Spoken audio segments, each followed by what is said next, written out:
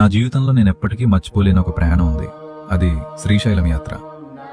శ్రీశైలం వెళ్లే దారిలోనే నా మనసులో ఒక విచిత్రమైన ఆనందం మొదలైంది. ఎందుకో తెలియదు గాని చాలా రోజుల తర్వాత నా సొంత నాన్న ఇంటికి వెళ్తున్నట్టుగా అనిపించింది. అమ్మ దగ్గరకు వెళ్తున్నట్టుగా ఒక ఆప్యాయత, ఒక దగ్గరతనం నా హృదయాన్ని నింపేసింది. మల్లికార్జున స్వామి భ్రమరాంబామ్మవారి దర్శనం కోసం నేను ఆతృతగా ఎదురుచూశాను. ఆ క్షణం వచ్చింది. స్వామివారి స్పర్శ దర్శనం చేసుకునే అవకాశం నాకు లభించింది. నేను శివయ్యను తాకిన ఆ క్షణాన్ని మాటల్లో చెప్పలేను. నా కళ్లకు ఆయన ఒక శివలింగంలా కనిపించలేదు. చిన్న పిల్లవాడు తొట్టిలో కూర్చొని ఉయ్యాలు ఊగుతున్నట్టుగా ఎంతో ముద్దుగా, ఎంతో అమాయకంగా కనిపించాడు. నేను నా నుదిటిని స్వామివారిపై ఆనించిన వెంటనే నా హృదయం భావోద్వేగంతో నిండిపోయింది.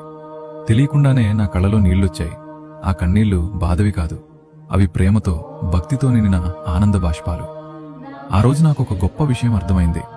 దేవుణ్ణి చూడ్డం అంటే కేవలం కళ్ళతో చూడ్డం కాదు, మనసుతో అనుభవించడం.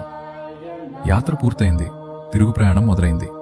కాని శ్రీశైలం విడిచి వస్తున్న కొద్దీ నా మనసు భారంగా మారింది. ఎందుకో తెలీదు, నేను ఏడవడం మొదలుపెట్టాను. స్వామివారికి దూరమవుతున్నాననే బాధ నా హృదయాన్ని తాకింది.